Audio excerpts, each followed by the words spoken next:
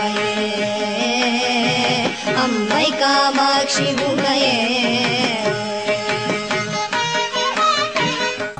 நமஸ்காரம். காமாட்சங்கரா சேனல் சார்பாக போன எபிசோடில் ஆசையும் தேசமும் இல்லாமல் ஒருத்தர் பண்ணக்கூடிய ஒரு காரியம் மக்களில் கொஞ்சம் பேருக்கு கடுமையாகவும் கொடூரமாகவும் தோன்றலாம். ஆனால் அதனால் அவருக்கு பாபம் இல்லை.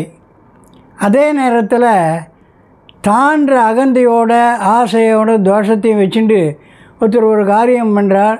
அது மக்களில் கொஞ்சம் பேருக்கு உயர்வாக தெரியுது, ஆனால் அதனால் அவருக்கு புண்ணியம் இல்லை அப்படின்னு கீதையில் பகவான் சொன்னதை மகாபெரிவா தெளிவாக எடுத்து நமக்கு சொன்னதை போன எபிசோடில் பார்த்தோம். இப்போ இந்த எபிசோடில் மகாபெரிவானுடைய உருக்கம் அப்படின்னு சொல்லலாம், அல்லது மகாபெரிவானுடைய உருக்கமான உபன்யாசம்னு சொல்லலாம். அப்படி அவள் பண்ண அந்த உருக்கமான உபன்யாசம் என்ன, அதுக்கு பலன் ஏற்பட்டதா அப்படிங்கிறத பற்றியும் இந்த எபிசோடில் நம்ம பார்க்க போகிறோம். அதுக்கு முன்னால் நான் வழக்கமாக கேட்குற கேள்வியை கேட்குறேன்.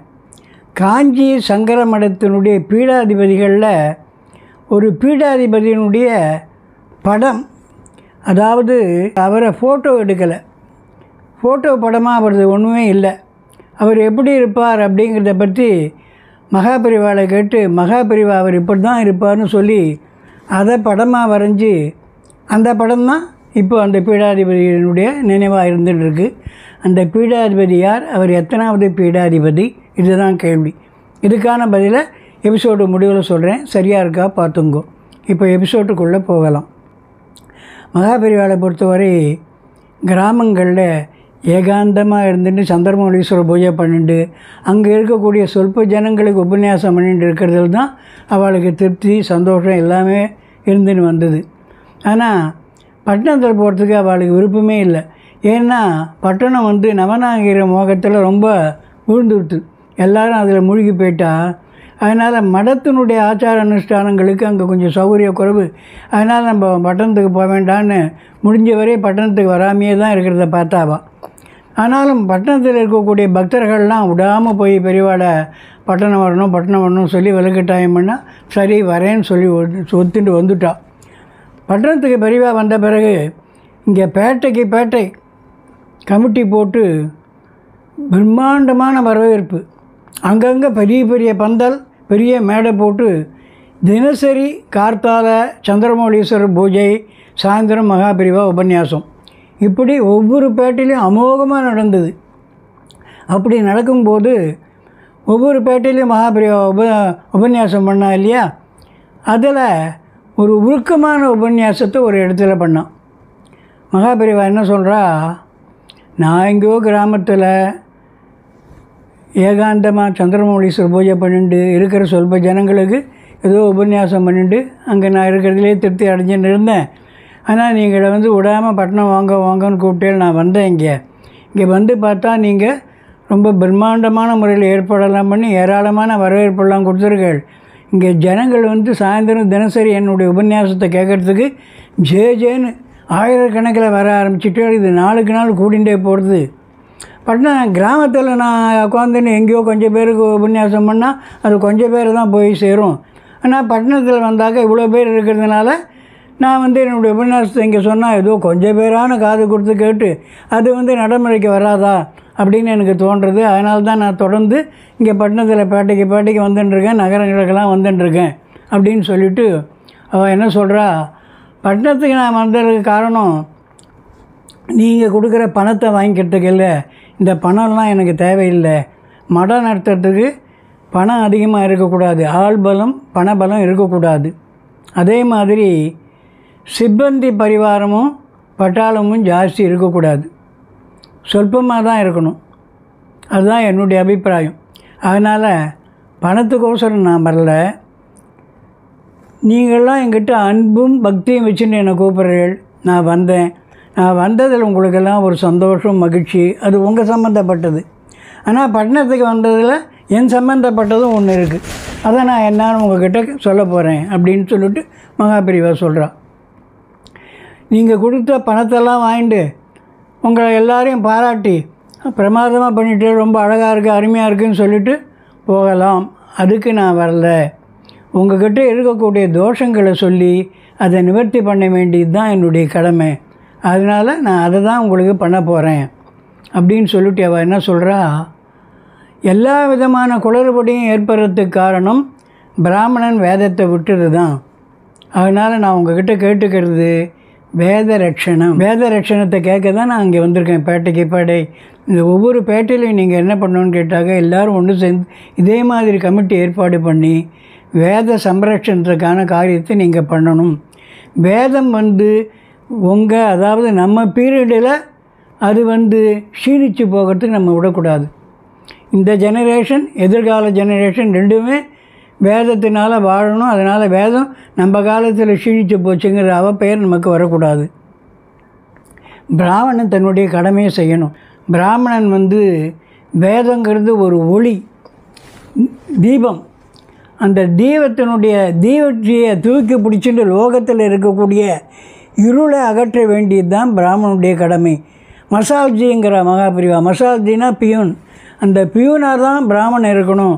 அவனால் லோகத்தில் இருக்கக்கூடிய இருளெல்லாம் அகன்று வெளிச்சம் ஏற்படணும். வேதத்தினுடைய வெளிச்சம் லோகம் பூரா பரவணும். அந்த கடமையை தான் பிராமணன் பண்ணணும் அப்படின்னு சொல்லி அவள் கேட்டுக்கிறாள். லோகத்திலெல்லாம் எல்லா இடத்துலையும் வெளிநாட்டிலெல்லாம் வேதாந்தான்னு வேதத்தை தூக்கி வச்சுட்டு தலைக்கு மேலே கொண்டாடுறா. யுஎஸ்ஏலையும் வேதம் சொல்கிறா, யூகேலையும் வேதம் சொல்கிறா. ஜப்பான் பெண்கள் சமஸ்கிருத ஸ்லோகம் சொல்கிறா. சவுத் ஆப்பிரிக்காவில் கணீர்னு ருத்ரன் சமக்குன்னு சொல்கிறா. இதெல்லாம் நம்மளே பார்க்குறோம். மகாபெரிவா என்ன சொல்கிறா, லோகம் பூரா வெளிநாட்டிலெலாம் வேதாந்தான்னு அதை தலைக்கு மேலே தூக்கி வச்சு கொண்டாடுறா. அதுக்கு என்ன காரணம்னா, வெளிநாட்டில் நம்ம நாட்டில் பார்த்தபோது இங்கே ஒரு கூட்டம் ஆயுள்கால பணியாக 24 மணி நேரமும் வேதத்தையே சொல்கிறத பார்த்தா அவளுக்கு ஆச்சரியமாக இருந்தது. அப்படி என்ன தான் இருக்குது இதில் அப்படின்னு சொல்லி நம்ம ஓலைச்சுவடியெல்லாம் எடுத்து படித்து பார்த்தா அவளுக்கு ஆச்சரியம், அதிசயம். அதில் எதிர்பாராத பெரிய பெரிய தத்துவங்கள்லாம் இருக்கிறத பார்த்தாவா. அன்பு சொல்கிறது, ஒத்துமையை சொல்கிறது, ஆத்மாங்கிறது என்னங்கிறத சொல்கிறது. இது எல்லாத்துக்கும் மேலே அந்த வேதத்தை கேட்டாலும் சொன்னாலும் எல்லாருக்குமே ஆத்ம சாந்தி ஏற்படுறது.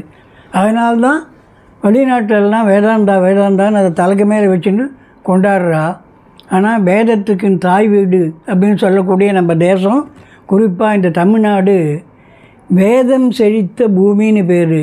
இந்த வேதம் செழித்த பூமியாக தமிழ்நாட்டில் வேதம் க்ஷீணித்து போகலாமான்னு உருக்கமாக கேட்குற மகாபெரிவா. இங்கே தான் தமிழ்நாட்டில் தான் மனு இருந்தார். இங்கே தான் வேதம், பக்தி, ஞானம் எல்லாமே இருந்தது. வேதாந்தி ஆகிய பட்டினத்தாரும் தாய்மானவர்களும் மட்டும் இல்லை, பிற மதத்தைச் சேர்ந்த மஸ்தான் சாஹிப், வேதநாயகம் பிள்ளை இவெல்லாம் கூட வேதாந்தியாக இருந்தால் இந்த பூமியில்.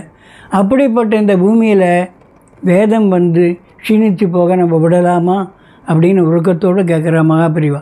அத்தோடு என்ன சொல்கிறா, நீங்கள்லாம் என்ன பண்ணணும்னு கேட்டால், ஆயுள்கார பணியாக உங்களில் சில பேரால் வேதத்தை கடைப்பிடிக்க முடியலன்னா, அப்படிப்பட்டவா என்ன பண்ணுறீங்கன்னா, உங்கள் வீட்டு குழந்தைகள் இருக்கு இல்லையா, அந்த குழந்தைகளுக்கெல்லாம் 8 வயசு ஆனால் ஒரு நாளைக்கு ஒரே 1 மணி நேரம், தினசரி 1 மணி நேரம் வேதத்தை அத்தியானம் பண்ண வைங்கோ. 10 வருஷம் இப்படி தொடர்ந்து பண்ண வச்சேன்னா அந்த வேதமானது அப்படியே ஜொலிக்க ஆரம்பிச்சிடும். லோகம் பூராவுக்குமா அது அந்த வெளிச்சத்தை கொடுக்கும். அந்த தெய்வத்தையை தூக்கி பிடிக்கிற மசால்ஜியாக நீங்கள் இருப்பீங்க. எதிர்காலத்தில் வேதம் பிரகாசிக்கும். இந்த காரியத்தை நீங்கள் பண்ணீங்கன்னா இதுதான் எனக்கு பண்ணக்கூடிய கனகாபிஷேகம், எனக்கு பண்ணக்கூடிய ஜெயந்தி இதெல்லாம் அப்படின்னு உருக்கத்தோடு கேட்டுருக்கா. அத்தோடு அவள் என்ன சொல்கிறா, ஆதி ஆச்சாரியார் தேகத்தை துறக்கிறதுக்கு முன்னால் ஒரு 5 ஸ்லோகம் சொன்னார். அதில் வேதோ நித்தியம் அதீயதாம், தினசரி வேதத்தை ஓதுங்கள்னு சொன்னார். அதை தான் இப்போ உங்கள்கிட்ட நான் திரும்பவும் சொல்கிறேன். வேதோ நித்தியம் அதீயதாம், தினசரி வேதத்தை ஓதுங்கள். இதே தான் அவ்வை பிராட்டி ஓதாமல் ஒரு நாளும் இருக்க வேண்டாம் அப்படின்னு தமிழில் சொன்னான். ஓதுதல்னா வேதம்தான். வேதத்தை சொல்கிறதுக்கு தான் ஓதுதல்னு பேர். ஏன்னா ஒருத்தர் வாயால் சொல்லி காதால் கேட்டு திருப்பும் வாயினாலேயே சொல்லக்கூடியது வேதம். அதனால் ஓதுதல்னு பேர். அதனால் நீங்கள் எல்லாரும் வேதத்தை ரட்சித்து அதன் மூலியமாக எல்லாரும் சகல க்ஷேமத்தையும் அடையணும்னு நான் பிரார்த்தனை பண்ணிக்கிறேன் அப்படின்னு மகாபிரிவா சொன்னான். அப்படி மகாபிரிவா சொன்னதனுடைய அந்த உருக்கமான வேண்டுகோளுக்கு பலன் இருந்ததா அப்படின்னு பார்த்தா இப்போ நம்ம கண்கூடாக பார்க்குறோம். ஒவ்வொரு பேட்டையிலையும் வேதம் ஒலிக்கிறது, ஒவ்வொரு ஊர்லேயும் வேதம் ஒலிக்கிறது. மகாபிரிவாளுக்கு பின்னால் அந்த இடத்துக்கு வந்த மகான் ஜெயேந்திர சரஸ்வதிங்கிற நம்மெல்லாம் பிரியத்தோடு சொல்லக்கூடிய ஜெயேந்திர சரஸ்வதி சுவாமிகள் இந்த நாடு பூரா போய் எல்லா இடத்துக்கும் போய் வேத ரட்சணைக்கான காரியங்கள்லாம் பண்ணி அங்கங்கே வேதங்கள் தொடர்ந்து மகாபிரிவா சொன்னபடி அவர் எதிர்பார்த்தபடி வளர்ச்சி அடைகிறத பார்க்குறோம். அதே மாதிரி அந்த வழியில் வந்தால் நம்மெல்லாம் பாலபிரிவான பிரிவுமாக சொல்லக்கூடிய சங்கர விஜயேந்திர சரஸ்வதி சுவாமிகளும் இப்போது ஊராக போய் வேத ரட்சணத்தை பண்ணிட்டு வேதங்களை ஜொலிக்க வச்சுன்னு தான் இருக்கா. ஆக மகாபிரிவான்ற மகானுடைய உருக்கமான வேண்டுகோள் இப்போ தேசம் பூராவும் வெளிச்சமாக பிரகாசின்று இருக்குது அப்படிங்கிறதுல எந்த சந்தேகமும் இல்லை. இப்போ நான் ஆரம்பத்தில் கேட்ட கேள்விக்கான பதில் சொல்கிறேன். காஞ்சி சங்கர மடத்தில் எந்த சுவாமிகளுக்கு ஃபோட்டோ மூலியமாக படம் இல்லாமல் இருந்ததுன்னா 67வது பீடாதிபதிகள் மகாதேவேந்திர சரஸ்வதி சுவாமிகள்னு பேர். அவருக்கு தான் படம் இல்லாமல் இருந்து மகாபிரிவா இப்படி தான் இருப்பா அப்படின்னு சொல்லி வரைஞ்சி வச்சுருக்கு. இப்போது அவர் 7 நாட்கள் தான் பீடாதிபதியாக இருந்தார். அவர் சன்னியாசவாசம் வாங்கிட்டு 7 நாட்டில் சித்தி அடைஞ்சிட்டார். இப்போ இந்த வாரம் காஞ்சிபுரம் காமாட்சி கோவில் நடக்கக்கூடிய முக்கிய நிகழ்ச்சி என்னென்னு பார்ப்போம். 10ஆம் தேதி வெள்ளிக்கிழமை தங்கரதம். அடுத்த வாரம் வேறு சில முக்கிய நிகழ்ச்சிகளோடு சந்திப்போம். மகாபிரிவா பாதாரவந்தங்களே சரணம். ஹரஹர சங்கர ஜெய Jayashankara Jaya Jaya Kamakshi. Shankara Jaya Jaya Shankara Hara Hara Shankara